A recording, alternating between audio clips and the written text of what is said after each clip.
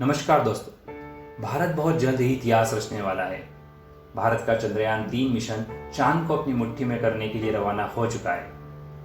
पिछली बार असफल हुए चंद्रयान 2 से सीख लेकर भारत ने बनाया है पहले से ज्यादा बेहतरीन स्पेसक्राफ्ट, जो इस मिशन के तहत चांद पर भारत का झंडा फहराकर ही लौटेगा।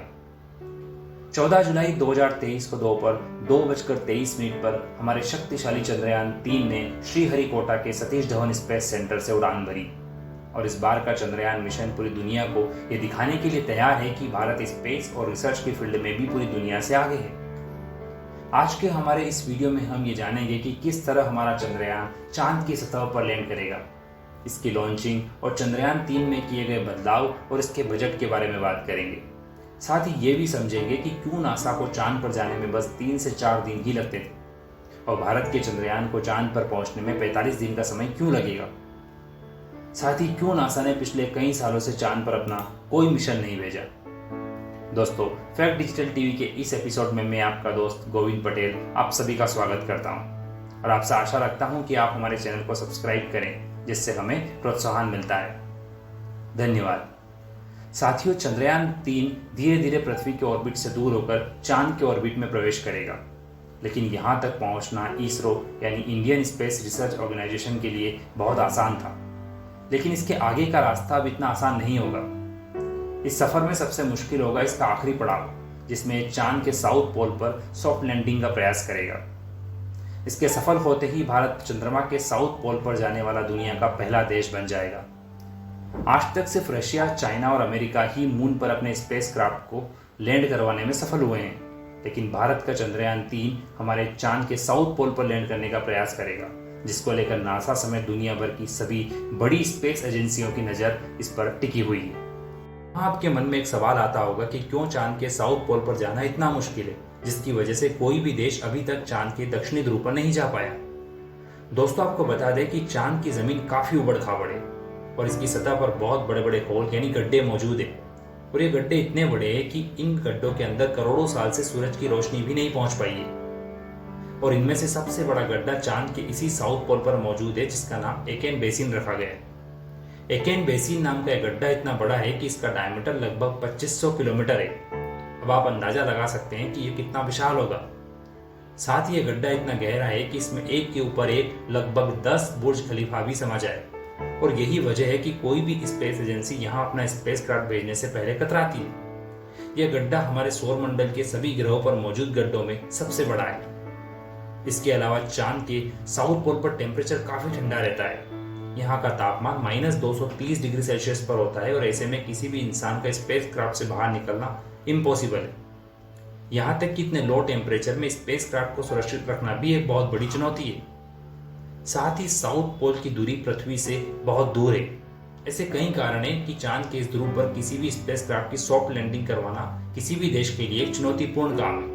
लेकिन इसरो ने चंद्रयान 3 के इस मिशन के तहत इस मुश्किल काम को अपने हाथ में लिया है, ताकि दुनिया में भारत की ताकत का एहसास हो। दोस्तों, हमारे चांद के बारे में एक और दिलचस्प बात शायद आपने नहीं सुनी होगी। साल 2009 में स्विट्जरलैंड की यूनिवर्सिटी ऑफ बेसल ने अपनी एक रिसर्च में एक बात खोज निकाली। इन्होंने कहा कि चंद्रमा हमारी पृथ्वी पर रहने वाले लोगों की नींद पर भी प्रभाव डालता है।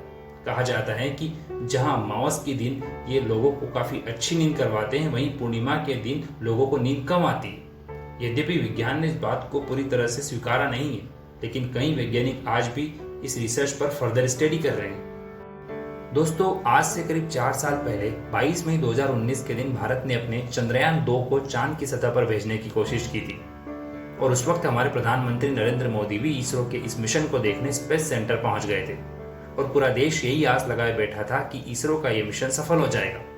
मिशन के शुरुआत में सब कुछ सही चल रहा था और 7 सितंबर के दिन चंद्रयान 2 चांद की सतह पर लैंड करने वाला ही था कि चंद्रमा की सतह से महज 2 किलोमीटर दूर ही विक्रम लैंडर से हमारा संपर्क टूट गया था और हम चांद पर लैंडिंग करने में असफल हो गए थे। इसकी वजह से पूरे देश की आस टूट गई थी और इसी वजह से इसरो के चीफ काफी भावुक हो गए और हमारे प्रधानमंत्री उन्हें सांत्वना देते नजर आए थे।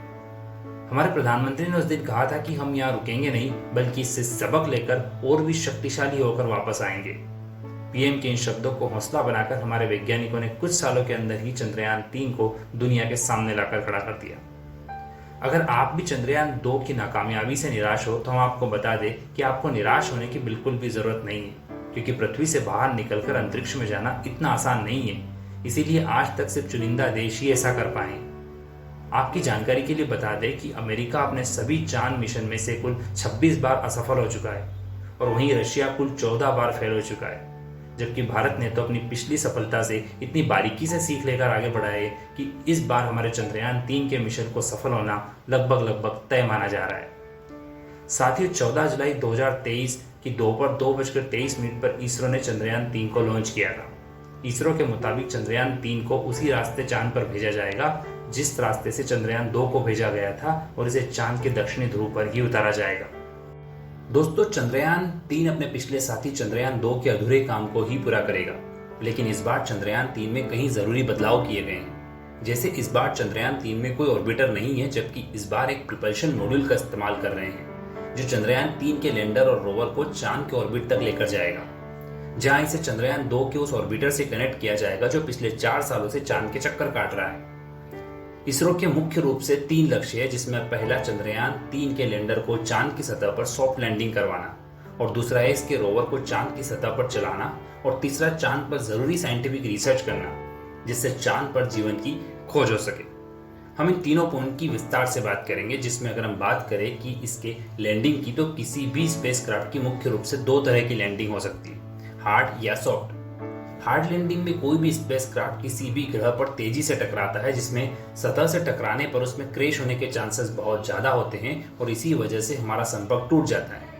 हमारे चंद्रयान 2 के साथ भी यही हुआ था, जबकि सॉफ्ट लैंडिंग में स्पेसक्राफ्ट धीरे धीरे किसी ग्रह की सतह पर उतरता है और इससे उसमें डैमेज होने के चांसेस बहुत कम होते हैं। और चंद्रयान 3 के लैंडर विक्रम को भी इस बार सॉफ्ट लैंडिंग के लिए तैयार किया गया है, जिससे वो गलती दोबारा ना हो जो पिछली बार हुई थी।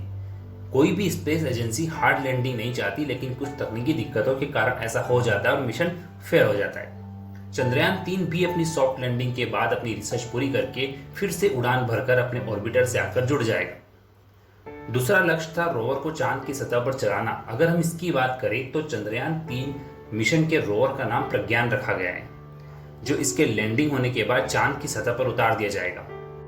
इस रोवर में कई सारे नेविगेशन, कैमरा और एनर्जी के लिए सोलर पैनल और कम्युनिकेशन के लिए एंटीना भी लगाया गया है। इसका वजन करीब 27 किलोग्राम है। ये चांद के सरफेस के डेटा को कलेक्ट करके लैंडर को भेजेगा और फिर लैंडर आगे इसे ऑर्बिटर को भेजेगा, जहां से ये डेटा इसरो के वैज्ञानिकों के पास पहुंच जाएगा। इस मिशन का सबसे महत्वपूर्ण उद्देश्य जो कि चांद के डेटा पर रिसर्च करना है। अगर हम उसकी बात करें तो भारत का चंद्रयान 3 चांद के दक्षिणी ध्रुव पर उतरेगा, जहां आज तक कोई देश नहीं गया। यहाँ पर लैंडर और रोवर मिलकर चांद के उस एरिया में तापमान की जांच करेंगे। साथ ही ये चांद पर होने वाली प्राकृतिक आपदाओं जैसे भूकंप या किसी एस्टेरॉयड का टकराना जैसी घटनाओं की जांच करेंगे। इसके साथ ही ये चांद के वातावरण में मौजूद गैसेस का भी एनालिसिस करेंगे और इसके अलावा कई सीक्रेट साइंटिफिक रिसर्च भी करेंगे। कुल मिलाकर अगर हम देखें तो इसरो इस मिशन से चांद पर इंसानी बस्ती बसाने के, हम इंसानों के सपनों को पूरा करने की दिशा में एक और महत्वपूर्ण कदम होगा। चंद्रयान 3 का लैंडर चांद पर 1 लूनर दिन रुकेगा, जो हमारी पृथ्वी के 14 दिन के बराबर होगा। इसके बाद ये इस मिशन के आखिरी स्टेप के तहत फिर से उड़ान भर के ऑर्बिटर के पास आकर जुड़ जाएगा। दोस्तों, आपको ये बात जानकर हैरानी होगी कि इसरो के इस मिशन का बजट मात्र 615 करोड़ रुपए है, जबकि एक हॉलीवुड मूवी का बजट भी इससे 3 गुना ज्यादा होता है। अगर हम बॉलीवुड की बात करें तो फिल्म आदिपुरुष का बजट 20 से 100 करोड़ ज्यादा है। इसरो की यही बात दुनिया में भारत का सिर ऊंचा करती है कि इतने कम बजट में चांद पर जाकर इतने बड़े मिशन को अंजाम देना वास्तव में काबिल तारीफ है। आपको बता दें कि चंद्रयान 3 के स्पेसक्राफ्ट का कुल वजन 3900 किलोग्राम है। इसमें से प्रोपल्शन मॉड्यूल 2148 और लैंडर का वजन 1752 किलोग्राम है। दोस्तों, ये तो रही हमारे चंद्रयान मिशन का कंप्लीट रिसर्च और साइंटिफिक डेटा। अब आइए जानते हैं हमारा चंद्रयान 3 आखिर चांद तक कैसे पहुंचेगा। साथियों, चंद्रयान 3 के स्पेसक्राफ्ट को रॉकेट से जोड़कर इसरो ने LVM से लॉन्च कर दिया। जैसे ही ये रॉकेट ऊपर पहुंचेगा, इसके दोनों साइड लगे रॉकेट, जिन्हें S-200 के नाम से पुकारा जाता है, ये दोनों अलग हो जाएंगे और आगे चलकर मेन पेलोड को कवर करने वाली क्राफ्टिंग भी खुल जाएगी। रॉकेट का ऊपरी हिस्सा दूसरे चरण में आकर मेन स्पेसक्राफ्ट से अलग हो जाएगा और इसके आगे के चरण में क्रायोजेनिक इंजन स्टार्ट कर दिया जाएगा, जो चंद्रयान 3 को चांद तक लेकर जाएगा। फिर ये स्पेसक्राफ्ट अगले कई दिनों तक पृथ्वी के ऑर्बिट में चक्कर लगाएगा और धीरे धीरे पृथ्वी के ऑर्बिट से दूर होकर चंद्रमा के ऑर्बिट में प्रवेश कर लेगा। चांद के ऑर्बिट में पहुंचते ही लैंडर को प्रोपल्शन मॉड्यूल से अलग कर दिया जाएगा और फिर लैंडर को चांद की सतह पर भेज दिया जाएगा।